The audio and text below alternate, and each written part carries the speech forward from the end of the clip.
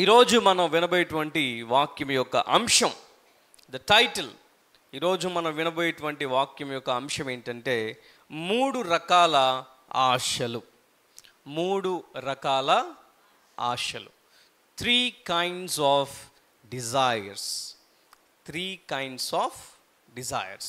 మనం చూడగలిగితే ఈ యొక్క లోకంలో ఉన్న ప్రతి మనిషి కూడా ఆశపడుతూ ఉంటాడు. అసలు ఆశలు లేని మనిషి ఎవ్వరు కూడా ఉండరు. అసలు నీ జీవితంలో ఆశ లేదన్నా ఉన్నాయా అంటే కొంతమంది సూపర్ మార్కెట్కి తీసుకెళ్ళినంత లిస్టు పెడతారు. వారికి ఆశలన్నీ ఉంటాయి. ఆశలు లేని మనిషి ఈ భూమి మీద బహుశా ఒక్కరు కూడా ఉండరు. ప్రతి మనిషికి ఏదో ఒక ఆశ ఉంటుంది.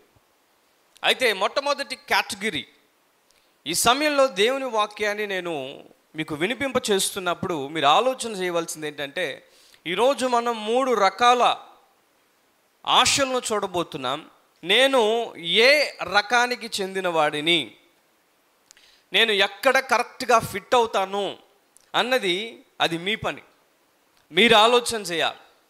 నేను ఏ రకానికి చెందిన వాడిని, నేను ఎటువంటి విధానంలోకి నన్ను నేను అమర్చుకోగలుగుతున్నాను అనేది మీరు ఎగ్జామిన్ చేసుకోవాలి, మీరు ఆలోచన చేయాలి.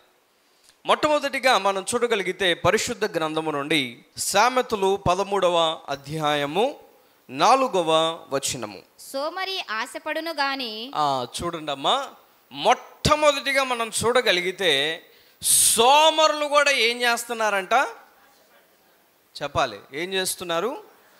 ఆశపడుతున్నారు. చదువు. వాని ప్రాణమునకేమీ దొరకదు. సోమరి ఆశపడును గాని వాని ప్రాణమునకేమీ దొరకదు. ఇంగిటు వినండి, ఇటు చూడాలి ఇక. రైట్. అయితే ఇప్పుడే మనం విన్నాం, ఈ భూమిలో ఉన్న ప్రతి మనిషికి కూడా ఆశ ఉంటుంది. ప్రతి మనిషికి కూడా ఖచ్చితంగా ఆశలు ఉంటాయి అని మనం విన్నాం. అయితే మనం ఆలోచన చేయగలిగితే మొట్టమొదటిగా పరిశుద్ధ గ్రంథం నుండి మనం ఏం చూసామంటే, ఎవరు ఆశపడుతున్నారంట? సోమరులు. ఇది నిజంగా చాలా ఆశ్చర్యంగా లేదా? ఎవరైనా ఈ భూమి మీద ఆశపడవచ్చు. ఎవరైనా మనిషి తన జీవితంలో ఆశలు కలిగి ఉండొచ్చు, అది సహజమే. అయితే మనం చూస్తున్న మొట్టమొదటి కేటగిరీ ఎవరంటే సోమరులు. మొట్టమొదటి రకం ఎవరంటే సోమరులు. సోమరులు ఆశపడుతూ ఉంటారు. అయితే సోమరులు ఏదైతే ఆశను కలిగి ఉంటారో ఆ ఆశను బట్టి బైబిల్ గ్రంథం ఏం చెప్తుంది అంటే, సోమరి ఆశపడును కానీ వాని ప్రాణమునకేమీ కూడా దొరకదు.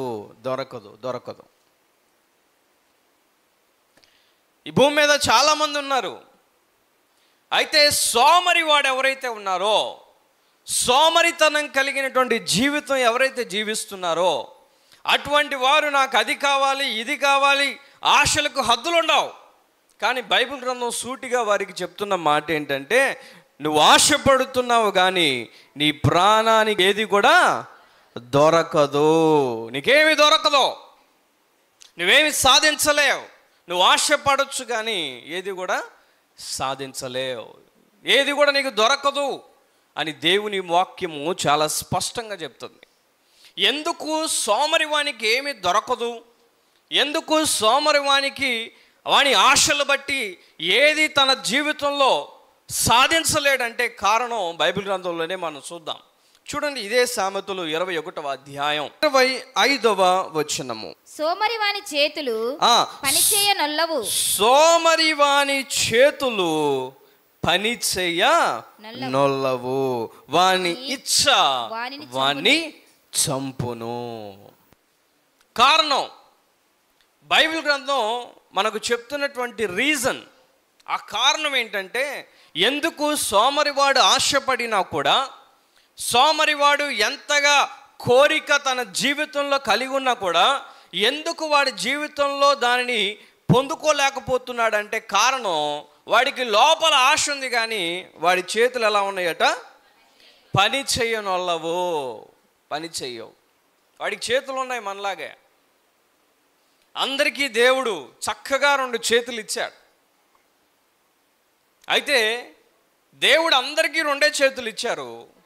కానీ కొంతమంది ఎంతో కష్టపడి వారు పని చేస్తారు. వారికి దేవుడు ఇచ్చింది 2 చేతులే. జీవితంలో సోమరితనంలో ఉంటారు చూశారు. ఎవరైతే సోమరులుగా ఉండిపోతారో వారికి దేవుడు చేతులు తీసేసి ఇవ్వలేదు. వారికి జీవితాన్ని దేవుడు ఎలా ఇచ్చాడు, అదే 2 చేతులు వారికి కూడా దేవుడు ఇచ్చా. ఎందుకు సోమరివాడు తన యొక్క ఆశలను పొందుకోవట్లేదంటే, ఎందుకు సోమరివానికి ఏమీ దొరకట్లేదంటే కారణం ఏంటంటే ఆ యొక్క చేతులు పని చేయనొల్లవు, అనగా ఆ చేతులు పని చేయట్లేదు. అందుకే వాడికి ఏమి దొరకవు. ఈ రోజున దేవుని సన్నిధిలో ఉన్న నీవు కూడా నీ జీవితంలో అనేక ఆశలను కలిగి ఉండొచ్చు. నా జీవితంలో ఫలానా కోరిక ఉందండి అని నువ్వు చెప్పొచ్చు, మంచిదే. అయితే నీకు ఆశ ఉంటే సరిపోదు, కోరిక ఉంటే సరిపోదు. నువ్వేం చేయాలి? నీ చేతులకు పని చెప్పాలి. చేతులతో పని చేయటం ప్రారంభించాలి. నీ ఆశను ఎలాగ నువ్వు నెరవేర్చుకోగలవో, ఎలాగ దాన్ని నీ జీవితంలో పొందుకోగలవో దానిని బట్టి నువ్వేం చేయాలంటే పని చేసేటువంటి స్వభావము, పని చేసే గుణము నీ జీవితంలో ఉండాలి. మనం చూడగలిగితే మత్తయి సువార్త 25వ అధ్యాయం 14 నుండి 29 వచనములు గనక మనం చూడగలిగితే అక్కడ మనకు ఒక యజమానుడు కనపడతాడు. అదేవిధంగా 3 దాసులు కూడా కనబడతారు. 3 దాసులు, ఒక యజమానుడు. అక్కడ రాయబడినటువంటి ఆ యొక్క సారాంశాన్ని నేను చెప్పే ప్రయత్నం చేస్తాను, జాగ్రత్తగా విందాం. అక్కడ చూడగలిగితే ఒక యజమానుడు తనకు కలిగి ఉన్నటువంటి దానిని బట్టి ఆయన ఏం చేస్తాడు అంటే 15వ వచనంలో రాయబడి ఉంటుంది, ఆయన ఒక దాసుని పిలిచి ఆ దాసునికి 5 తలాంతులను ఇస్తాడు. మరొక దాసుని పిలిచి అతనికేమో 2 తలాంతులు ఇస్తాడు. మరొక దాసునికి కేవలం 1 తలాంతు ఇస్తాడు. యజమానుడు తన యొక్క దాసులను పిలిచి ఆ రీతిగా ఒకనికేమో 5, ఒకనికేమో 2, మరొకనికేమో 1 తలాంతులు ఇచ్చి, తలాంతులు అనగానే సింపుల్గా 1 తలాంతు అనగా అర్థం 3,000, ఇంచుమించు 3,600 రూపాయలు. ఎంతట? 3,600 రూపాయలు. అంటే ఆ యొక్క మొదటి వ్యక్తికి కొంత ధనాన్ని ఇచ్చాడు, 2వ దాసునికి కొంత ధనాన్ని ఇచ్చాడు, 3వ వానికి కూడా 1 తలాంతు ఇచ్చాడు. అనగా 3,600 రూపాయలు ఇచ్చాడు అనుకోండి. ఆ రీతిగా తనకున్నటువంటి దానిని దాసులకు పంచి తను ఆ యొక్క ప్రాంతాన్ని విడిచి వెళ్ళిపోతూ వారికి ఆ ధనాన్ని ఇచ్చి ఆ యజమానుడు వెళ్ళిపోయాడు. అయితే యజమానుడు మరలా తిరిగి వచ్చాడు. అక్కడ మీరు చూడగలిగితే యజమానుడు ఏం చేస్తాడంటే మరలా తిరిగి వస్తాడు. తిరిగి వచ్చిన తరువాత ఈ యొక్క మొదటి దాసుడు ముందుగా యజమానుడి దగ్గరికి వచ్చి, అయ్యా, నువ్వు నాకు ఇచ్చినటువంటి 5 తలాంతులను నేను చక్కగా వినియోగించి నా 2 చేతులతో కష్టము చేసి శ్రమ చేసి 5కి 5 సంపాదించాను అని చెప్పి యజమానుడి దగ్గర నిలబడ్డాడు. అప్పుడు యజమానుడు ఆ దాసుని చూసి, బలా నమ్మకమైన మంచి దాసుడా, నాతో పాటు నువ్వు కూడా సంతోషించు అంట. అయితే ఆ తర్వాత 2వ వాడు వస్తాడు. ఆ 2వ దాసుడు వచ్చినప్పుడు ఆ 2వ దాసుడు తనకిచ్చిన తలాంతులన్నీ చెప్పాలి, 2. ఆ యొక్క 2 తలాంతులను బట్టి ఆ వ్యక్తి ఏం చేస్తాడంటే అతను కూడా తన యొక్క చేతులతో కష్టము చేసి ఆ 2కి ఇంకొక 2 సంపాదించి ఆ యొక్క వచ్చిన దాన్ని యజమానునికి చూపిస్తాడు. యజమానుడికి ఎప్పుడైతే చూపిస్తారో ఆ యజమానుడు ఈ వ్యక్తిని కూడా చూసి, భలా నమ్మకమైన మంచి దాసుడా అని ఆ 2వ దాసుని బట్టి కూడా సంతోషిస్తాడు. అయితే మూడో వాడిని పిలుస్తాడు. మూడో వాడికి ఎన్ని ఇచ్చాడు చెప్పాలి? ఒకటే తలాంతు. ఆ ఒక్కటి ఇచ్చిన తలాంతుని మనోడు కష్టపడితే ఎన్ని చేయొచ్చు? ఎంత లీస్ట్లో లీస్ట్ అనుకున్నా ఇంకొకటి సంపాదిస్తే రెండన్నా ఉండాలి కదా, 2 తలాంతులన్నా ఉండాలి. అయితే ఈ వ్యక్తి ఏం చేశాడంటే ఆ ఇచ్చిన ఒక్క తలాంతుని బట్టి ఇతను ఏమనుకున్నాడంటే, ఇప్పుడు నేను వాళ్ళిద్దరిలాగా కష్టపడ్డాను అనుకో, ఈ తలాంతు కూడా పోగొట్టుకునే ప్రమాదం ఉంది. నా యొక్క యజమానుడు నాకు ఇచ్చాడంటే ఆ ఇచ్చిన దాన్ని నేను శ్రద్ధగా కాపాడి భద్రపరిచి ఎలాంటి దొంగల పాలవకుండా కాపాడుకోగలిగితే నా యజమానుడి నుండి నేను మంచి పేరు పొందుకుంటానని ఆశపడ్డాడు. ఏంటట? ఆ ఇచ్చినది ఏమాత్రం కూడా పాడు చేసుకోకుండా, ఏమాత్రం కూడా దాన్ని పారవేయకుండా కాపాడితే ఖచ్చితంగా యజమానుడు నన్ను అప్రిషియేట్ చేస్తాడు, ఖచ్చితంగా నాకు మంచి పేరు వస్తుంది, బహుశా ఆ యొక్క ఇచ్చిన తలాంతు నన్నే ఉంచుకోమని చెప్పొచ్చు అని ఈ వ్యక్తి ఏం చేశాడంటే ఆశపడ్డాడు. అయితే ఆ ఇద్దరిని చూసి ఈ యజమానుడు సంతోషించాడు. కానీ ఈ మూడో వ్యక్తి ఎప్పుడైతే వచ్చి, నేను ఏమి కూడా సంపాదించలేదు, నువ్వు ఇచ్చిన ఆ యొక్క ఒక్క తలాంతు నేను భూమిలో భద్రంగా పాతిపెట్టి దాన్ని సురక్షితంగా పెట్టాను, ఇదిగో నువ్వు ఇచ్చినటువంటి ఒక్క తలాంతు అంటే, అప్పుడు రియాక్షన్ ఏంటి? అందుకు అతని యజమానుడు వానిని చూచి ఏమన్నాడు? సోమరివైన చెడ్డ దాసుడా. జాగ్రత్తగా వినండి. సోమరివైన చెడ్డ దాసుడా. ఇంతకు ముందు ఇద్దరిని ఏమన్నాడు? బలా నమ్మకమైన మంచి దాసుడా. సోమరివాడైన దాసుడు ఉన్నాడో, ఈ సోమరివాడు ఎవడైతే ఉన్నాడో వాడి దగ్గర ఉన్న ఆ యొక్క తలాంతు ఆ ఒక్కటి కూడా తీసుకుని, ఎవరైతే 5 సంపాదించిన 10 తలాంతులతో ఎవడైతే ఉన్నాడో వాడికి ఆ ఒకటి కూడా ఇచ్చేశాడు. ఆలోచించండి. ఇప్పుడు వాస్తవానికి ఆ యొక్క యజమానుడు తిరిగి వచ్చినప్పుడు ఆ 5 తలాంతులు కలిగిన వాడు ఉన్నాడు. వాడు 5 సంపాదించాడు కాబట్టి, 5 వాడు సంపాదించాడు కాబట్టి, నా 5 నాకు ఇచ్చేయి, సంపాదించిన 5 నువ్వు ఉంచుకో అని చెప్పొచ్చు, తప్పులేదు. ఎవడైతే 2 తీసుకొని రెండింటిని 4 చేశాడో వాడి దగ్గర ఇతనిచ్చిన 2 తీసుకొని నువ్వు సంపాదించిన 2 నీ దగ్గర పెట్టుకో అని చెప్పొచ్చు. అయితే ఈ చివరి వాడు అసలు సంపాదించలేదు కాబట్టి, నీకు అసలు ఏమీ లేదు కదరా బాబు, ఈ ఒకటి నీ దగ్గర పెట్టేసుకో అని చెప్పొచ్చు. అవునా? అది సబబు కదా, అది మంచి ఆలోచనే. అయితే ఆ యజమానుడు ఏం చేశాడు? ఆ 5 సంపాదించిన వాడి దగ్గర నుంచి ఒక్క తలాంతు కూడా తీసుకోలేదు. ఆ 2 సంపాదించిన వాడి దగ్గర ఒక్క తలాంతు కూడా తీసుకోలేదు యజమానుడు. అయితే ఒక్కటే ఉన్న ఆ యొక్క దాసుని దగ్గర ఆ ఒక్కటి కూడా లేకుండా తీసేశాడు. కారణం ఏంటి? మనం చదువుకున్న వాక్యం సామెతలు 13:4, సోమరి ఆశపడును గాని వాని ప్రాణమునకేమియు దొరకదు. సోమరుడికి ఏది దొరకదో, ఏమి దొరకదో, అదే బైబిల్ గ్రంథం చెప్తుంది. సోమరి వాడు ఆశపడతాడు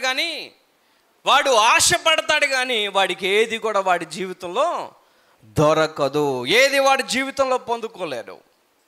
ఈ రోజున చాలామంది అనేక విషయాల్లో ఆశపడుతూ ఉంటారు.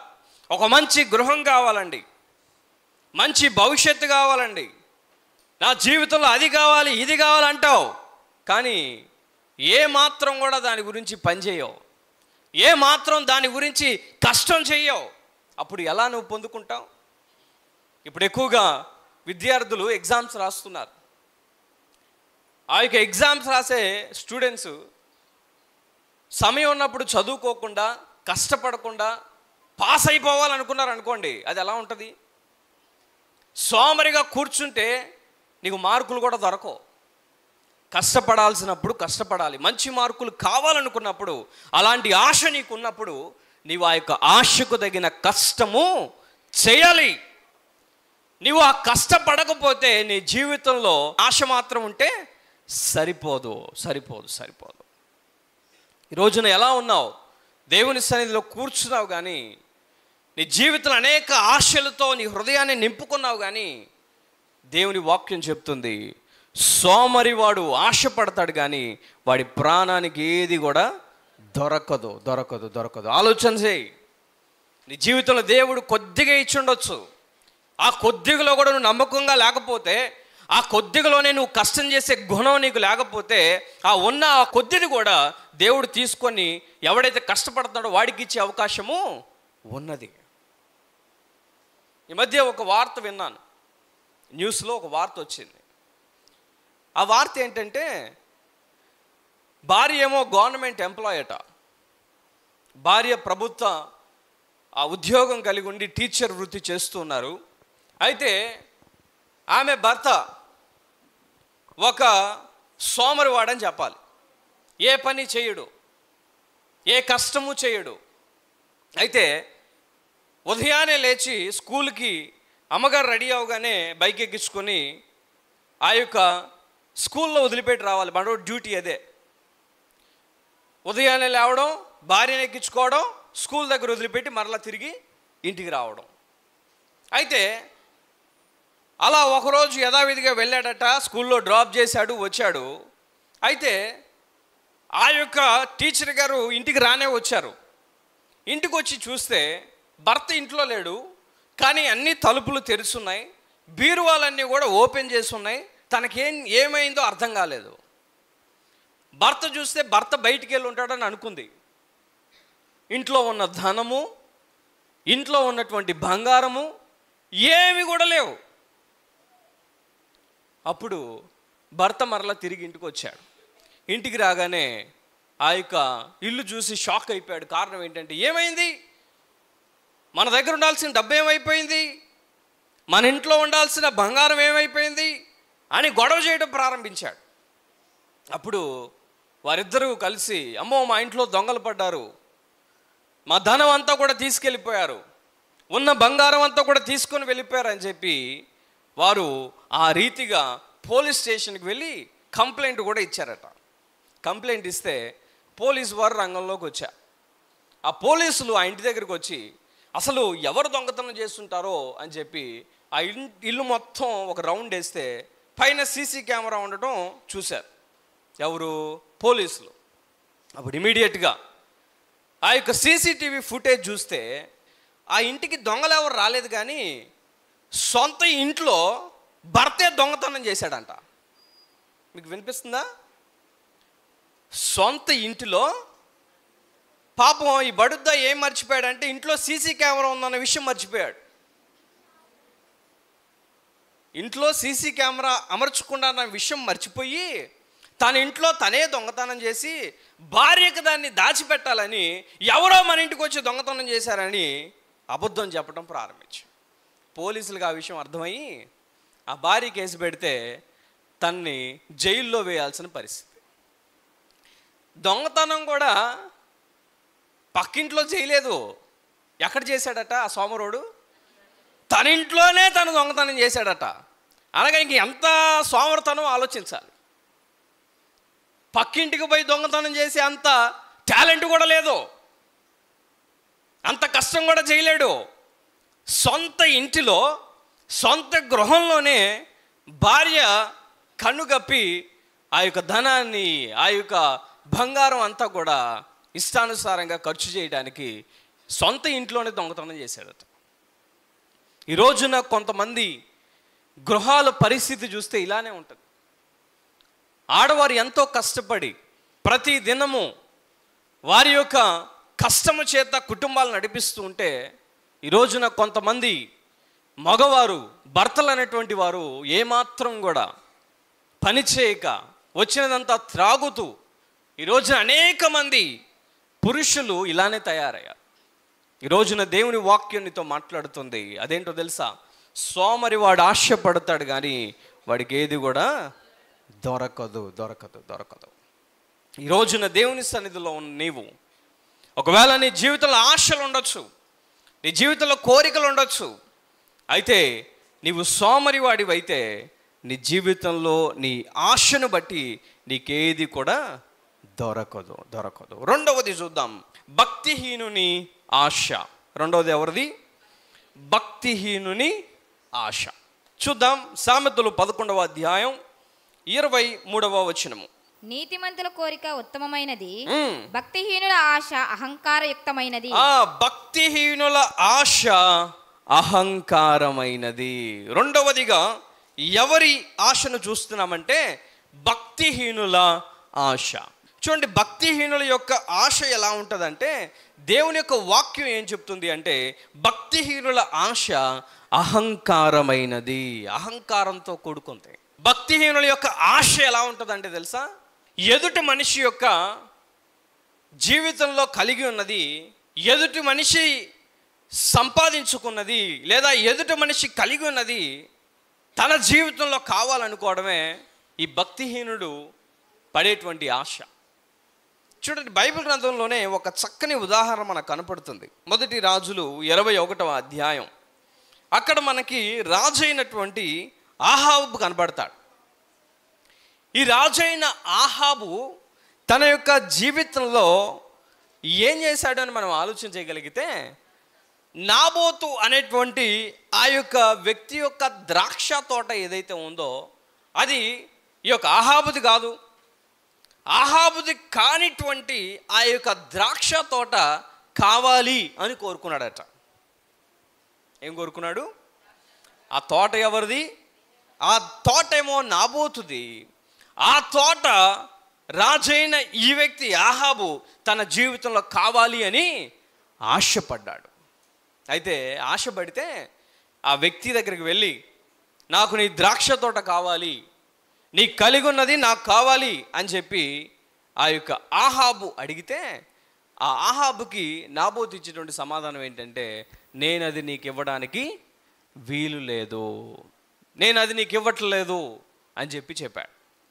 ఎప్పుడైతే అలా చెప్పాడో తను ఎంతగానో దిగులు పడుతూ, ఎంతగానో బాధపడుతూ, దాని గురించి తిండి తిప్పలు లేకుండా ఏడవటం ప్రారంభిస్తే, అప్పుడు సరైన సాటి సహాయం భార్య ఎవరు? యెజెబెలు. ఆ సాటైన సహాయం ఏం చేసిందంటే, వాడెవడో నీకు ద్రాక్ష తోటకపోతే నువ్వేడుస్తావా, నువ్వు అన్నం మానేస్తావా, అసలు వాడినే లేపేస్తే పోలేదా అంది. ఎవరు? సాటి అయిన సహాయం. భర్త బాధపడుతున్నాడని ఆ తోటేమో వేరే వాడిది, ఆ తోట వీడు కావాలనుకోవడం చాలా పెద్ద తప్పు. ఎదుటివాడి యొక్క ఆస్తిని వీడు ఆశించాడు. ఆశపడి ఎంత ఘోరం చేశారంటే, ఇద్దరు కలిసి అబద్ధ సాక్షులను లేపి ఆ వ్యక్తిని నిర్దాక్షిణంగా రాళ్లతో కొట్టి చంపేస్తారు. ఆ చంపేసి ఆ యొక్క ద్రాక్ష తోటను వీరు స్వాధీనపరుచుకునే ప్రయత్నం చేశారు. ఇది ఏం ఆశ? అహంకారం. అహంకారం. భక్తిహీనుని ఆశ ఎలాంటిదట? అహంకారమైనది. అహంకారం అంటే అది వీడిది కాదు కానీ కావాలి అని అనుకోవడం. నీది కాని దానిని, పరాయి వాడి దానిని నీకు కావాలి అనుకోవడం, అది అహంకారమైన ఆశ. అది చేశాడు ఈ ఆహాబు. అయితే మనం చూడగలిగితే ఆహాబు చేసిన దానికి దేవుడు ఇచ్చినటువంటి ప్రతిఫలం మనం చూస్తే బైబిల్ గ్రంథంలో అక్కడ రాయబడి ఉంటుంది. చదవండి అమ్మా. అప్పుడు యెహోవా వాక్కు తిప్షీయుడైన ఏలియాకు ప్రత్యక్షమై ఇలాగు సెలవిచ్చెను, నీవు లేచి షోమ్రోనులోనున్న ఇశ్రాయేలు రాజైన ఆహాబు ఎదుర్కొనుటకు బయలుదేరుము. అతడు నాబోతు యొక్క ద్రాక్ష తోటలో ఉన్నాడు. అతడు దానిని స్వాధీనపరచుకొనబోవెను. నీవు అతని చూచి ఇలాగు ప్రకటించుము, యెహోవా సెలవిచ్చినదేమనగా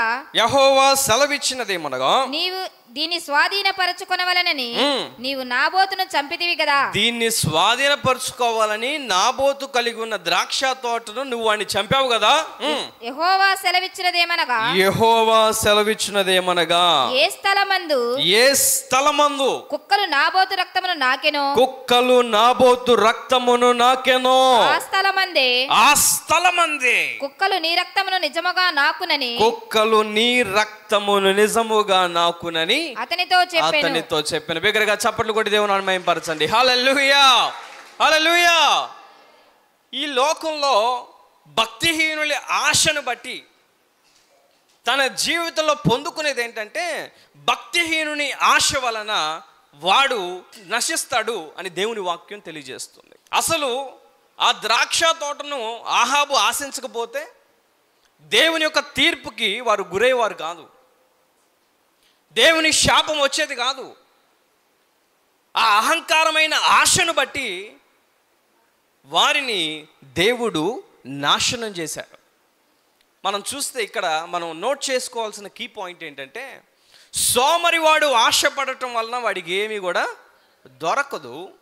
భక్తిహీనుడు ఆశపడటం వల్ల ఆ ఆశను బట్టి వాడు నశించిపోతాడు. వాడికి దొరకపోవటం కాదు, మీకు అర్థం కావాలి, వాడికి దొరకపోవడం కాదు, వాడికున్న అహంకారమైన ఆశను బట్టి వాడు నశించిపోతాడు అని దేవుని వాక్యం తెలియజేస్తుంది. ఈ రోజున దేవుని సన్నిధిలో ఉన్న నీవు కూడా ఆలోచన చేయాలి. నీ యొక్క ఆశలు ఎలా ఉండాలంటే సోమరివాని వలె నీ ఆశలు ఉండకూడదు, భక్తిహీనుని వలె కూడా నీ ఆశలు ఉండకూడదు. అంటే పరాయి వారిది ఏది కూడా ఆశించకూడదు. అదే మనం దేవుడు మానవాళికి ఇచ్చిన 10 ఆజ్ఞల్లో చూస్తాం. 10 ఆజ్ఞల్లో చివరి ఆజ్ఞ 10వ ఆజ్ఞ మనం చూడగలిగితే బైబిల్ గ్రంథంలో నిర్గమాకాండం 20వ అధ్యాయం 11వ వచనం మనం చూడగలిగితే నీ పొరుగువాని ఇల్లు ఆశింపకూడదు, నీ పొరుగువాని భార్యనైనను నీ పొరుగువాని భార్యనైనను అతని దాసునైనను అతని దాసినైనను అతని ఎద్దునైనను అతని గాడిదనైనను నీ పొరుగువాని దగ్గు దేనినైనను ఏదైనా సరే ఆశింపకూడదు అని చెప్పాను. ఆశింపకూడదు అనగా నువ్వు ఆశపడకూడదు. అది నీది కానప్పుడు నువ్వు ఎప్పటికీ కూడా ఆశపడకూడదు. పరాయి వారికి చెందినది ఏది కూడా నువ్వు ఆశపడకూడదు. ఒకవేళ నువ్వు ఆశపడుతున్నావంటే, ఒకవేళ నువ్వు దాన్ని కోరుకుంటున్నావంటే దాని అర్థం ఏంటంటే అది భక్తిహీనుని యొక్క ఆశ, అహంకారమైన ఆశ. అది ఒక సరైన వ్యక్తి కలిగి ఉండే ఆశ కాదు. పరాయి వారిది ఏదైతే ఉందో, వారి ఆస్తి కావచ్చు, వారు పెండ్లాడిన వారు కావచ్చు, వారి కలిగి ఉన్న పిల్లలు కావచ్చు, వారి కలిగి ఉన్నటువంటి వస్తువులు కావచ్చు, అది ఏదైనా అని బైబిల్ గ్రంథం చెప్తుంది. వారికి కలిగినది ఏదైనా, నీ పరాయి వారికి కలిగినది ఏదైనా కూడా నీకు కావాలి అనుకోవడం ఏంటట, అది భక్తిహీనుని ఆశ, అది అహంకారమైన ఆశ. అటువంటి అహంకారమైన ఆశ కలిగిన వారికి ఏమొస్తుందట, మనం యెజెబెల్ని చూసాం, మన ఆహాబుని చూసాం. ఆ ద్రాక్ష తోట వేరే వాడికి కలిగి ఉన్నది, దానిని కావాలనుకోవడం వలన వారి జీవితంలో నాశనమును చూశారు. ఈ రోజున ప్రియమైనటువంటి దేవుని బిడ్డలారా, ఈ సమయంలో 2 ప్రాముఖ్యమైనటువంటి రకాలు మనం చూసాం కదా. ఒకటి సోమరివాని ఆశ, 2 భక్తిహీనుని యొక్క ఆశ. మనం కోరుకునే ఆ యొక్క ఆశలు ఏ విధంగా ఉండాలి అంటే బైబిల్ గ్రంథంలోనే మనం చూసాం. ఇప్పుడే సామెతలు 10:28 చూద్దాం. సామెతలు 10:28. నీతిమంతుల ఆశ, ఇక్కడ ఎవరి ఆశ కనపడుతుంది? నీతిమంతుల ఆశ. గట్టిగా చప్పట్లు కొట్టి ప్రభువుని మహిమపరచండి. హల్లెలూయా, హల్లెలూయా. ఒకటి సోమరివాని ఆశ చూసాం, 2 భక్తిహీనుని ఆశ చూసాం. ఇప్పుడు 3 ఎవరిది? నీతిమంతుని ఆశ. నీతిమంతుని ఆశ ఎలా ఉంటుందో చూద్దాం. నీతిమంతుల ఆశ సంతోషము పుట్టించును. గట్టిగా చప్పట్లు కొట్టి ప్రభువుని మహిమపరుద్దాం. హల్లెలూయా. సోమరివాని ఆశను బట్టి వాడికి ఏమీ దొరకదు. భక్తిహీనుని ఆశ వలన వాడికి నాశనం వస్తుంది. కానీ నీతిమంతుని యొక్క ఆశ వలన ఏమొస్తుందట? సంతోషం వస్తుంది. సంతోషం వస్తుంది. There will be happiness by the desires of righteousness. ఎవరైతే నీతిగా ఉంటారో, ఎవరైతే నీతిగా ఆశిస్తారో, అటువంటి వారి జీవితంలో దేవుడు సంతోషమును ఇస్తారు. మనం చూడగలిగితే బైబిల్ గ్రంథంలోనే ఒక చక్కని ఉదాహరణ మనం చూడొచ్చు. ఎవరంటే రాజైనటువంటి సొలొమోను. రాజైన సొలొమోనుకి దేవుడు రాజైన తర్వాత చక్కగా తన యొక్క కోరిక, తన ఆశను దేవునికి చెప్పే ప్రయత్నం చేస్తాడు. అయితే తను దేవుని అడిగిన ఆ కోరిక, ఆ ఆశ ఏంటో మనం బైబిల్ గ్రంథంలో చూద్దాం. చూడండి, 1 రాజులు 3వ అధ్యాయం 9 నుండి మనం చూడగలిగితే, ఇంత గొప్పదైన నీ జనమునకు న్యాయము తీర్చగలవాడు ఎవడు? కాబట్టి నేను మంచి చెడ్డలు వివేచించి నీ జనులకు న్యాయము తీర్చునట్లు నీ దాసుడనైన నాకు వివేకము గల హృదయమును దయచేయుము. గట్టిగా చప్పట్లు కొట్టి ప్రభువుని మహిమపరుద్దాం. సొలొమోను ఏమడిగాడు? వివేకము కలిగినటువంటి జ్ఞానమును అడిగాడు. వివేకం, జ్ఞానం కావాలి. ఐ నీడ్ విజ్డమ్ అని చెప్పి ఈ యొక్క సొలొమోను దేవుణ్ణి అడిగాడు. అయితే ప్రియమైనటువంటి దేవుని బిడ్డలారా, సొలొమోను ఇంకా ఏమేమి అడగొచ్చు? సొలొమోను ఒక రాజుగా అనేక విషయాలు అడగొచ్చు. దేవుడే చెప్తాడు అక్కడ. తర్వాత వచ్చిన కూడా చదువమ్మా. సొలొమోను చేసిన ఈ మనవి ప్రభువునకు అనుకూలమాయను గనుక దేవుడు అతనికి ఇలాగ సెలవిచ్చెను. దేవుడు ఏమన్నాడంటే, సొలొమోను ఆశను బట్టి, సొలొమోను ఆ యొక్క కోరికను బట్టి దేవుడు ఏమన్నాడంటే, చదువు, దీర్ఘాయువునైనను నువ్వు దీర్ఘాయువునైనను ఐశ్వర్యమునైనను నీ శత్రువుల ప్రాణమునైనను అడుగక న్యాయములను గ్రహించుటకు వివేకము అనుగ్రహించమని నీవు అడిగావు. ఎంత గొప్ప మనసు కదా. ఒక రాజుకి ఏం కావాలి చెప్పండి? ప్రతి మనిషికి కూడా కావాల్సిన ఈ 3 అక్కడ దేవుడు చెప్పాడు. ఆ 3 ఒకటేంటి? దీర్ఘాయువు కావాలి, లాంగ్ లాస్టింగ్ లైఫ్ కావాలి. ఎవరు కూడా త్వరగా చనిపోవాలని కోరుకోరు. నేను చాలా వృద్ధుడినై చనిపోవాలండి అనుకుంటారు చాలామంది. ఇప్పటికే చాలామంది మెడిసిన్స్ కూడా కనిపెట్టడానికి ప్రయత్నం చేస్తూ ఉన్నారు. ఒక రాజుగా అనేక సంవత్సరాలు నేను పరిపాలించాలి, నేను ఎక్కువ కాలం జీవించాలి అనుకోవడం ప్రతి ఒక్కడికి సహజమే. అయితే దేవుణ్ణి తన ఆశ చెప్పేటప్పుడు దేవునికి సొలొమోను నాకు దీర్ఘాయువు ఇవ్వు తండ్రి అని దేవుణ్ణి అడగలేదట. రెండవది ఐశ్వర్యం. ఐశ్వర్యం అంటే ధనము, డబ్బు, బంగారం, ఆస్తులు, ఇవన్నీ అడగలేదు. ఒక రాజుకి తన జీవితంలో, తన యొక్క రాజ్యములో ఐశ్వర్యం ఉన్నప్పుడు ఎవడు కూడా వాడిని ఏం చేయలేడు. ఖచ్చితంగా ప్రతి రాజు కోరుకునేది ఏంటంటే, ఎక్కువ గుర్రాలు కావాలి, ఎక్కువ బంగారం కావాలి, నిధులు నా యొక్క రాజ్యంలో ఉండాలని ప్రతి రాజు కోరుకోవచ్చు. అది సహజమే. మూడవది ఏంటట? శత్రువుల ప్రాణమును కూడా కోరలేదట. చూడండి, ఒక రాజుకి అనేక చోట్ల నుండి శత్రువులు ఉంటారు, చుట్టూ శత్రువులు ఉంటారు. కారణం ఏంటి? ఆ యొక్క రాజుని చంపేస్తే రాజ్యం మొత్తం కూడా వారిది అవుతుంది. కనుక సొలొమోను ఒక సాధారణమైన మనిషిగా, ఒక రాజుగా ఈ 3 కోరికలు కోరాలి. దీర్ఘాయువు ఇవ్వమని అడగాలి, లేదా ఐశ్వర్యం ఇవ్వమని అడగాలి, లేదా శత్రువుల యొక్క ప్రాణమునైనా దేవుణ్ణి అడగాలి. అయితే సొలొమోను ఈ 3 కూడా అడగలేదట. ఎంత గొప్పవాడో కదా. అయితే నీతిమంతునిగా తన ఆశను దేవునికి చెప్పాడు, నీతిమంతునిగా తన కోరికను దేవునికి చెప్పాడు. అయితే ఇప్పుడే మనం ఒక మాట చూసాం.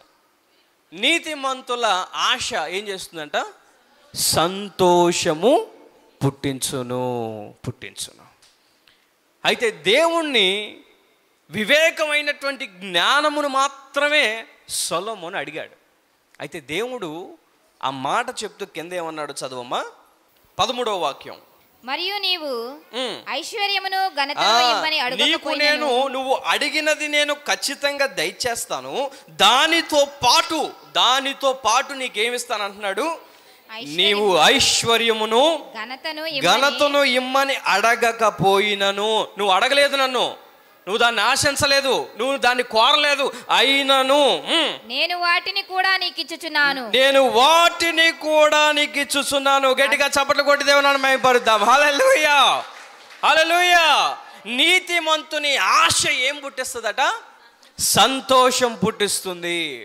నువ్వు దేవుణ్ణి ఒక్కటే కోరుకోవచ్చు, ఒకటే ఆశపడవచ్చు, ఒకటే దేవుణ్ణి నువ్వు కోరుకోవచ్చు, కానీ దేవుడు నీ యొక్క నీతివంతమైనటువంటి సరి అయినటువంటి ఆశ వలన దేవుడు నీకు సంతోషాన్ని ఇస్తాడు. నువ్వు అడిగిన దానికంటే ఎక్కువ దేవుడు నీ జీవితంలో కార్యం చేస్తాడు. ఎప్పుడు? నీవు నీతిమంతునిగా ఆశపడినప్పుడు. నీతిమంతుని వలె నువ్వు ఆశపడినప్పుడు నీ జీవితంలో ఏం జరుగుతుందో తెలుసా? నీ జీవితంలో సంతోషము నువ్వు చూస్తావు. మనం చూడగలిగితే ప్రియమైన దేవుని బిడ్డలారా, 11వ అధ్యాయం సామెతలు 23వ వాక్యంలో రాయబడి ఉంది, ఇందాక చదివాం. నీతిమంతుల కోరిక ఉత్తమమైనది అని రాయబడి ఉంది. ఏంటట? నీతిమంతుల కోరిక ఉత్తమమైనది. చూడండి, నీతిమంతుల కోరిక సొలొమోను మనం ఉదాహరణగా చూసాం. ఇంకా బైబిల్ గ్రంథంలో చూస్తే దావీదు కూడా మనకు కనపడతాడు. దావీదు తన జీవితంలో నీతిమంతుడిగా తను దేవుణ్ణి కోరినటువంటి ఆ యొక్క ఆశ ఏంటో తెలుసా? కీర్తనలు 27వ అధ్యాయం 4వ వచనంలో రాయబడి ఉంటుంది. అది నేను చదివి వినిపిస్తాను. యెహోవా యొద్ద ఒక్క వరము అడిగి తిని దానిని నేను వెదకుచున్నాను. యెహోవా ప్రసన్నతను చూచుటకును ఆయన ఆలయంలో ధ్యానించుటకును నా జీవిత కాలం అంతయు నేను యెహోవా మందిరంలో నివసింపగోరుచున్నాను. అదే నా డిజైర్, నా ఆశ అదే, నా కోరిక అదే. అదేంటంట? జీవితాంతం ఎక్కడ ఉండాలి? దేవుని సన్నిధిలో ఉండాలి. అది దావీదు కోరుకున్న ఆశ. దావీదు కలిగి ఉన్న కోరిక ఏంటంటే ఒక నీతిమంతుని కోరిక అది కదా. దేవుని మందిరంలో నివాసం చేయాలి, దేవుని మందిరంలో ఉండాలి, దేవుని మందిరంలో నా జీవితాంతం కూడా నేను ఉండాలి అనేది ఒక నీతిమంతుడు కోరుకోవలసినటువంటి కోరిక, ఒక నీతిమంతునికి కలిగి ఉండవలసినటువంటి ఆశ. అయితే మనం ఆలోచన చేస్తే దావీదు సమయంలో దేవాలయం నిర్మించబడి ఉందా? చెప్పాలి. ఎవరు నిర్మించారు దేవాలయాన్ని? సొలొమోను నిర్మించాడు. అనగా దావీదు సమయంలో దేవాలయము లేదు. కానీ ఇక్కడ ఏమంటున్నాడు దావీదు? ఏమంటున్నాడు? నా జీవితాంతము ఎక్కడ ఉండాలి? నీ మందిరంలో ఉండాలి. ఇక్కడ మనకి డౌట్ రావాలి. అసలు దేవాలయమే లేనప్పుడు, మందిరమే లేనప్పుడు అసలు మందిరంలో ఉంటానంటాడేంటి? అలాంటి ఆశ కలిగి ఉండటం ఏంటి అని మనకి సందేహం రావాలి. అయితే ఈ రోజున మనం చూడగలిగితే చక్కగా మనకు కూడా మందిరం ఉంది, దేవాలయాలు ఉన్నాయి, అనేక చర్చెస్ ఉన్నాయి. అయితే ఆ యొక్క దావీదు టైంలో మాత్రం, దావీదు సమయంలో మాత్రం దేవాలయం లేదు. ఉన్నది కేవలం మందసం మాత్రమే. తనకి ఎప్పుడైనా సమయం దొరికినప్పుడల్లా రాజైనా సరే ఆ మందసం ముందుకు వచ్చి దేవుని సన్నిధిలో సమయాన్ని గడిపేవాడు. దావీదు జీవితంలో ఒకే ప్లేస్లో కూడా ఎక్కువ లేడు. దానికి కారణంగా అడవిలో వెళ్ళినటువంటి పరిస్థితి. అలాంటి అరణ్య ప్రాంతంలో కూడా దావీదు అనేక కీర్తనలు రాస్తూ ఏమంటాడంటే, నేను నీ ఆలయంలో ఉండాలి, నీ మందిరంలో నేను నివసించాలి అని రాస్తూ ఉన్నాడు. దాని అర్థం ఏంటంటే ఆ టైంలో అసలు దేవాలయాలు లేవు, మందిరాలు లేవు. అయినా సరే తను ఎక్కడైతే కూర్చున్నాడో అక్కడ దేవుని ప్రసన్నతను, దేవుని సన్నిధిని అనుభవించాడు దావీదు. ఈ రోజున మనకి కళ్ళెదురు కనపడుతుంది. ఏంటిది? మందిరం. ఇంత చక్కని మందిరాలు ఈ రోజున ఈ విశ్వంలో మనకు కనపడుతూ ఉన్నాయి. ఈ మందిరాలకు వెళ్ళడమే కొంతమందికి చాలా భారంగా అనిపిస్తూ ఉంటుంది. అయితే దావీదు యొక్క కోరిక ఏంటంటే ఆయన మందిరంలో నేను ఉండాలి, ఆయన మందిరంలో నా జీవితాంతం అక్కడే ఉండాలి. అది దావీదు యొక్క కోరిక. ప్రియమైన దేవుని బిడ్డలారా, అయితే బహుశా వార్తల్లో చూసే ఉంటారు, మార్చి 18వ తారీఖు అనగా కొన్ని రోజుల క్రితం మార్చి 18వ తారీఖున స్పేస్ నుండి, అంతరిక్షం నుండి ఇద్దరు ఆస్ట్రోనట్స్ని, వ్యోమగాముల్ని అంతరిక్షం నుండి వారు భూమి మీదకి తీసుకొని రావడం జరిగింది. బహుశా మీ అందరికీ తెలిసి ఉండొచ్చు. ఇదిగో మీకు స్క్రీన్ మీద కనపడుతున్నారు కదా. వారెవరు అంటే, ఒకటి సునీత విలియమ్స్. ఆ యొక్క సునీత విలియమ్స్, అదేవిధంగా సునీత విలియమ్స్తో పాటు పక్కన బుచ్ విల్మోర్ అనేటువంటి వ్యక్తి కనపడుతున్నాడు. ఈ ఇద్దరు కూడా అంతరిక్షం నుండి ఈ భూమి మీదకి ఒక మిషన్ ద్వారా సురక్షితంగా తీసుకొని రాబడ్డారు. అయితే మీలో కొంతమందికి అసలు వీరు అక్కడికి ఎందుకు వెళ్ళారు అనేటువంటి అవగాహన కూడా లేకపోవచ్చు. అయితే 9 నెలల క్రితం, 9 months బ్యాక్ మనం చూస్తే వీరిద్దరూ కూడా ఒక పని నిమిత్తం, ఒక మిషన్ నిమిత్తం వారు అంతరిక్షంలోకి వెళ్ళారు. ఆ అంతరిక్షంలోకి వెళ్ళిన తర్వాత ఒక చిన్న అంతరాయం జరగటం వలన, ఒక చిన్న పొరపాటు జరగటం వలన 8 రోజులే అంతరిక్షంలో ఉందాం అని వెళ్ళిన వారు దాదాపుగా 9 నెలలు గడపవలసి వచ్చింది. ఎన్ని నెలలు? 9 నెలలు. ఆలోచించండి. 8 నెలలు ఉందామని వెళ్ళారు, అది కాస్త 9 నెలలైంది. ఎక్కువగా ఈ సునీత విలియమ్స్ పేరే ఎక్కువగా ఈ రోజున న్యూస్లో కనపడుతుంటుంది, వినపడుతుంది. కారణం ఏంటంటే, మన ఇండియాలో ఆమె మన యొక్క భారత సంతతికి చెందింది కనుక, వారి యొక్క తల్లి మన యొక్క దేశానికి చెందింది కనుక, ఆ యొక్క సంతతికి చెందింది కనుక ఎక్కువగా సునీత విలియమ్స్ పేరు మనకు వినపడుతుంది. అయితే ఆ సునీత విలియమ్స్ ఒక్కతే కాదు అక్కడ ఉంది, ఆమెతో పాటు ఇంకొక అతను కూడా ఉన్నాడు. ఆయన పేరే బుచ్ విల్మోర్. ఈ యొక్క బుచ్ విల్మోర్ అనేటువంటి ఇద్దరు కూడా 8 రోజులు ఉందామని వెళ్ళిన చోట దాదాపుగా 9 నెలలు గడపవలసిన పరిస్థితి. అయితే వెళ్ళిన ఆ యొక్క విల్మోర్ ఎవరైతే ఉన్నారో అతను ఎలాంటి వాడంటే, నీతిమంతుడు, దేవుని భయం కలిగిన వాడు, దేవుణ్ణి ఎరిగినవాడు. అంటే ఒక మంచి క్రైస్తవుడు. హీఈస్ ఎ క్రిస్టియన్, చాలా స్ట్రాంగ్ క్రిస్టియన్. తన జీవితంలో నేవీలో కెప్టెన్గా పనిచేశాడు. ఎంతో అనుభవం ఉంది. ఆ మిషన్ని చేయటానికి కూడా ఈ భూమి మీద వాళ్ళిద్దరినే పంపించారంటే కారణం ఏంటంటే, వారిద్దరు మాత్రమే దాన్ని చేయగలరు. ఈ భూమి మీదకి ఎవరి వల్ల కాదు, అది వారిద్దరు మాత్రమే చేయగలరని నిర్ధారించుకొని నాసా వారు వారిద్దరినే సెలెక్ట్ చేసి ఆ యొక్క మిషన్ కొరకు పంపించారు. అయితే పంపించిన తర్వాత 8 రోజులు కాస్త నెలలు అవుతుంటే ఆ యొక్క విల్మోరు తన మనసులో ఒక ఆశ కలుగుతూ ఉంది. ఆ ఆశ ఏంటంటే, నేను అంతరిక్షంలో ఉన్నాను కానీ నేను ఒకటి మిస్ అవుతున్నాను.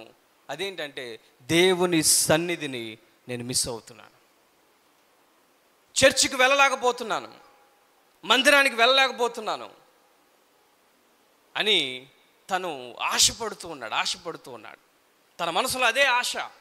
అయితే నాసా వారు ఇప్పుడు ఉన్నటువంటి టెక్నాలజీ ఎలా ఉందంటే, ఆ యొక్క అంతరిక్షంలోకి వెళ్ళినా కూడా, ఆ యొక్క స్పేస్ స్టేషన్లో ఉన్నా కూడా, అక్కడ నుండి భూమి మీద జరుగుతున్న వాటిని లైవ్లో చూసే అవకాశం కల్పించారు. అప్పుడు ఈ వ్యక్తి ఏం చేశాడో తెలుసా?